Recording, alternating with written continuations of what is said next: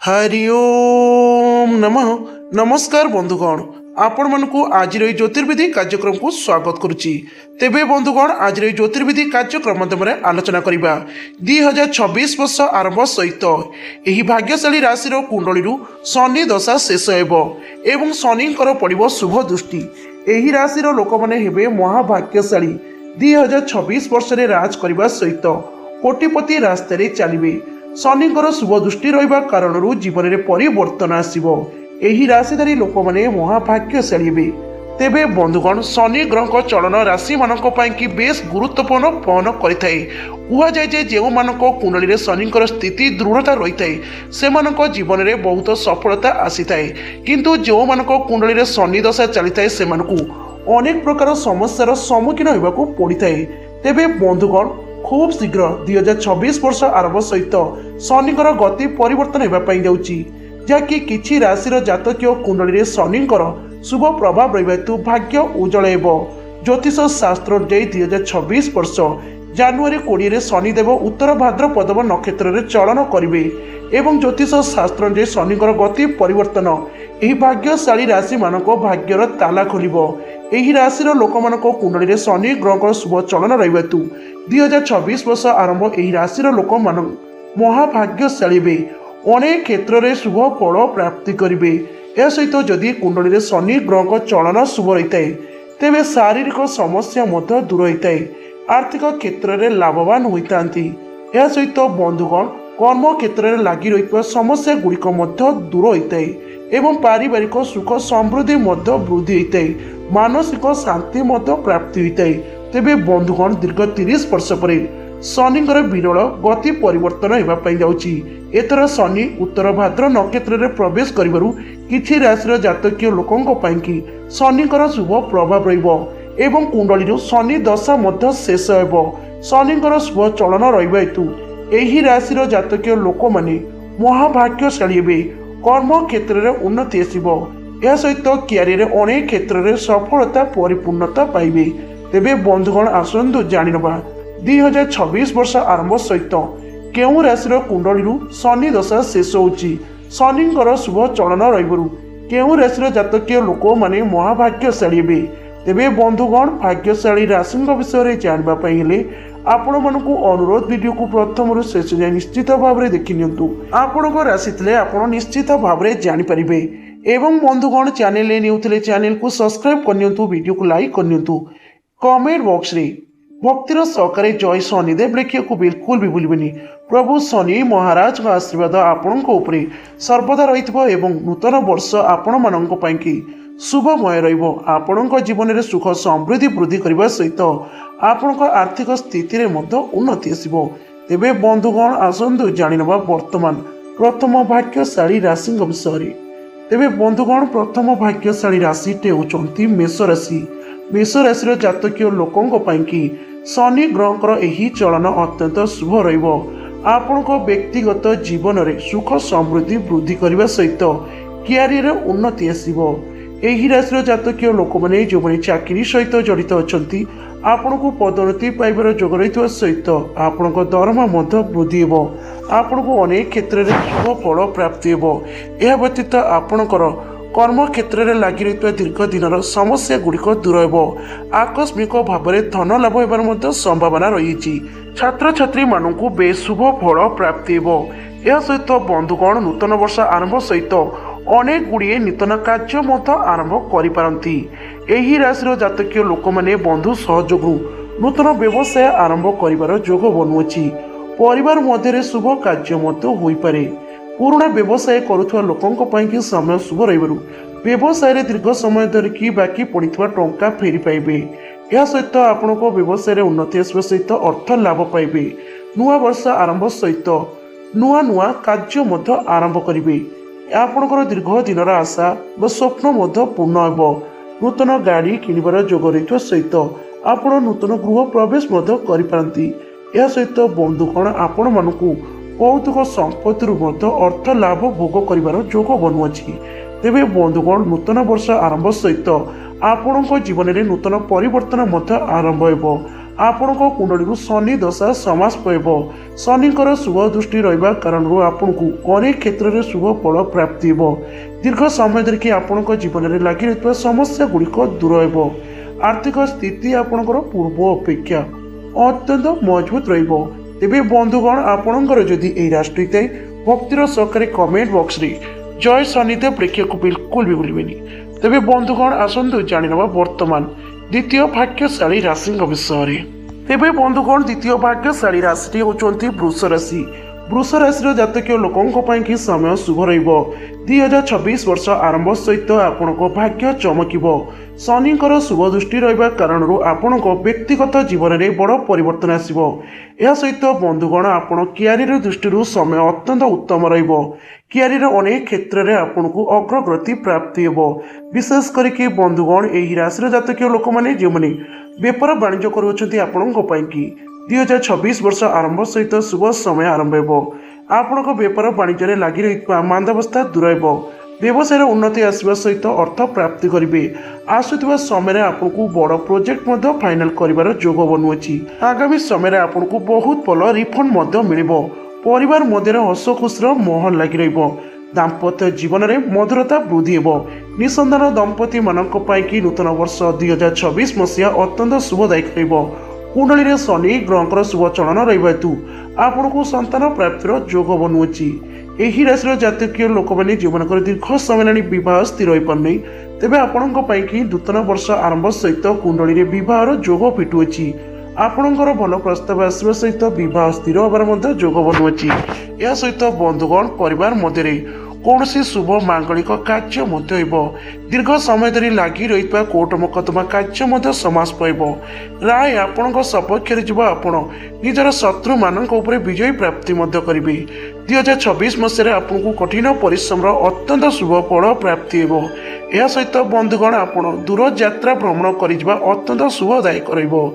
ଏହି ରାଶିର ବିଦ୍ୟାର୍ଥୀମାନଙ୍କ ପାଇଁ କି ସମୟ ଶୁଭ ରହିବାରୁ ବିଦ୍ୟାରେ ବହୁତ ଭଲ ମନ ଲାଗିବା ସହିତ ପ୍ରତିଯୋଗିତାମୂଳକ ପରୀକ୍ଷା ଗୁଡ଼ିକରେ ଶୁଭ ଫଳ ମଧ୍ୟ ପାଇବେ। ତେବେ ବନ୍ଧୁଗଣ, ଆପଣଙ୍କ ପାଇଁ କି 2026 ମସିହା ଆରମ୍ଭ ସହିତ ଶୁଭ ସମୟ ମଧ୍ୟ ଆରମ୍ଭ ହେବ। ଆପଣଙ୍କ ଜୀବନରେ ବଡ଼ ପରିବର୍ତ୍ତନ ଘଟିବ। ଆପଣଙ୍କୁ ଅନେକ କ୍ଷେତ୍ରରେ ଶୁଭ ଫଳ ପ୍ରାପ୍ତି ହେବ।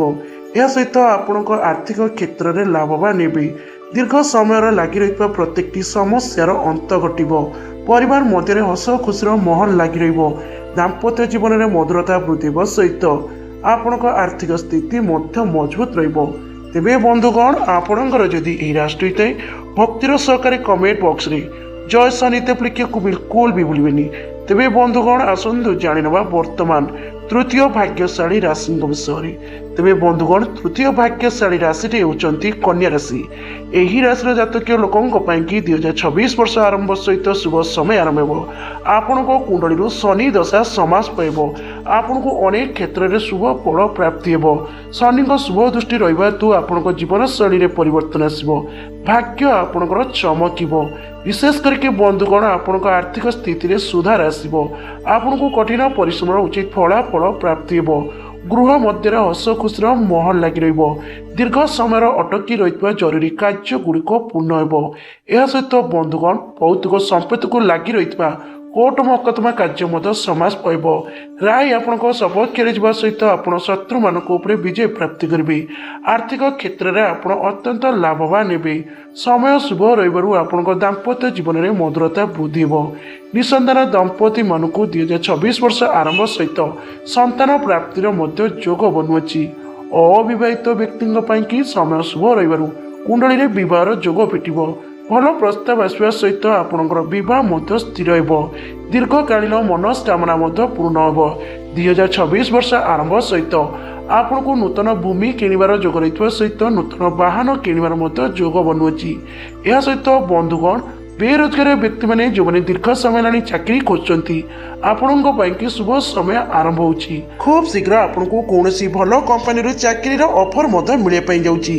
ଏହି ରାଶିର ଜାତକୀୟ ଲୋକମାନେ ଯେଉଁମାନେ ସରକାରୀ ଚାକିରି ସହିତ ଜଡ଼ିତ ଅଛନ୍ତି, ନୂତନ ବର୍ଷ ଆରମ୍ଭ ସହିତ ଶୁଭ ସମୟ ଆରମ୍ଭ ହେଉଛି। ଆପଣଙ୍କୁ ପଦୋନ୍ନତି ମିଳିବା ସହିତ ଆପଣଙ୍କ ଦରମା ମଧ୍ୟ ବୃଦ୍ଧି ହେବ। ସହକର୍ମୀମାନଙ୍କର ସମର୍ଥନ ପାଇବେ। ଅଧୁରା ରହିଥିବା କାର୍ଯ୍ୟ ଗୁଡ଼ିକ ଆପଣ ପୂର୍ଣ୍ଣ କରିବେ। ତେବେ ବନ୍ଧୁଗଣ, କହି ରଖୁଛୁ ଆପଣଙ୍କ ପାଇଁ କି ନୂତନ ବର୍ଷ ଆରମ୍ଭ ସହିତ ଶୁଭ ସମୟ ଆରମ୍ଭ ହେବ। ଆପଣଙ୍କ କୁଣ୍ଡଳୀରୁ ଶନି ଦଶା ସମାସ ପାଇବ। ଶନିଙ୍କର ଶୁଭ ଦୃଷ୍ଟି ରହିବା କାରଣରୁ ଆପଣଙ୍କ ଜୀବନ ଶ୍ରେଣୀରେ ପରିବର୍ତ୍ତନ ଆସିବ। ଭାଗ୍ୟ ସୁନା ପରି ଚମକିବ। ଆର୍ଥିକ କ୍ଷେତ୍ରରେ ଲାଭବାନ ହେବେ। କର୍ମ କ୍ଷେତ୍ରରେ ବଡ଼ ସଫଳତା ପ୍ରାପ୍ତି କରିବେ ଏବଂ ଆପଣଙ୍କ ଗୃହ ମଧ୍ୟରେ ହସଖୁସିର ମାହୋଲ ମଧ୍ୟ ଲାଗି ରହିବ। ଆପଣଙ୍କୁ ଭୌତିକ ସୁଖ ପ୍ରାପ୍ତି ହେବା ସହିତ ଆପଣ ସୌଭାଗ୍ୟଶାଳୀ ହେବେ। ତେବେ ବନ୍ଧୁଗଣ, ଆପଣଙ୍କର ଯଦି ଏହି ରାଶି ହୋଇଥାଏ, ଭକ୍ତିର ସହକାରେ କମେଣ୍ଟ ବକ୍ସରେ ଜୟ ଶନିଦେବ ଲେଖିବାକୁ ବିଲକୁଲ ବି ଭୁଲିବେନି। ପ୍ରଭୁ ଶନି ମହାରାଜଙ୍କ ଆଶୀର୍ବାଦ ଆପଣଙ୍କ ଉପରେ ସର୍ବଦା ରହିଥାଉ। ନୂତନ ବର୍ଷ 2026 ମସିହା ଆପଣଙ୍କ ଜୀବନରେ ସୁଖ ସମୃଦ୍ଧି ବୃଦ୍ଧି ହେଉ। ତେବେ ବନ୍ଧୁଗଣ, ଆସନ୍ତୁ ଜାଣିନେବା ବର୍ତ୍ତମାନ ଚତୁର୍ଥ ଭାଗ୍ୟଶାଳୀ ରାଶିଙ୍କ ବିଷୟରେ। ତେବେ ବନ୍ଧୁଗଣ, ଚତୁର୍ଥ ଭାଗ୍ୟଶାଳୀ ରାଶିଟି ହେଉଛନ୍ତି ତୁଳା ରାଶି।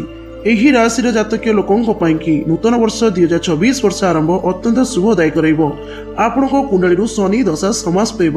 ଶନିଙ୍କ ଶୁଭ ଦୃଷ୍ଟି ରହିବା କାରଣରୁ ଆପଣଙ୍କ ଜୀବନରେ ଅନେକ କ୍ଷେତ୍ରରେ ଉନ୍ନତି ଆସିବ।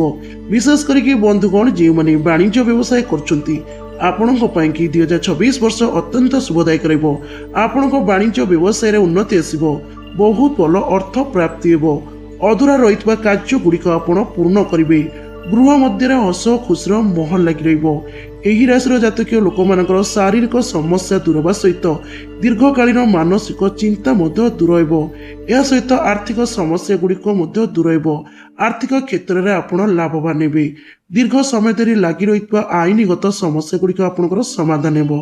ରାୟ ଆପଣଙ୍କ ସପକ୍ଷରେ ଯିବ। ଆପଣ ନିଜର ଶତ୍ରୁଙ୍କ ଉପରେ ବିଜୟ ପ୍ରାପ୍ତି କରିବେ। ଆପଣଙ୍କ ଆତ୍ମବିଶ୍ୱାସ ବୃଦ୍ଧି ପାଇବ। କଠିନ ପରିଶ୍ରମରେ ଆପଣଙ୍କୁ ଶୁଭ ଫଳ ପ୍ରାପ୍ତି ହେବ। ଦୈନନ୍ଦିନ ଜୀବନରେ ଆପଣଙ୍କର ସୁଖ ସମୃଦ୍ଧି ବୃଦ୍ଧି ହେବ। ଅବିବାହିତ ବ୍ୟକ୍ତିଙ୍କ ପାଇଁ କି ଅତ୍ୟନ୍ତ ଶୁଭ ସମୟ ଆରମ୍ଭ ହେଉଛି। କୁଣ୍ଡଳୀରୁ ଶନି ଦଶା ସମାସ ପାଇବା ସହିତ ବିବାହର ଯୋଗ ଫିଟିବା ପାଇଁ ଯାଉଛି। ଖୁବ୍ ଶୀଘ୍ର ଭଲ ପ୍ରସ୍ତାବ ଆସିବା ସହିତ ଆପଣଙ୍କର ବିବାହ ମଧ୍ୟ ସ୍ଥିର ହେବ। ଏହି ରାଶିର ନିଃସନ୍ତାନ ଦମ୍ପତି ମାନଙ୍କ ପାଇଁ କି 2026 ବର୍ଷ ଅତ୍ୟନ୍ତ ଶୁଭଦାୟକ ରହିବ। କୁଣ୍ଡଳୀରେ ଗ୍ରହମାନଙ୍କର ଶୁଭ ଚଳନ ରହିବା ସହିତ ଆପଣଙ୍କ ଭାଗ୍ୟ ମଧ୍ୟ ଆପଣଙ୍କୁ ପୂର୍ଣ୍ଣ ସାଥ ଦେବ। ଖୁବ୍ ଶୀଘ୍ର ଆପଣଙ୍କୁ ସନ୍ତାନ ପ୍ରାପ୍ତିର ଯୋଗ ବନୁଅଛି।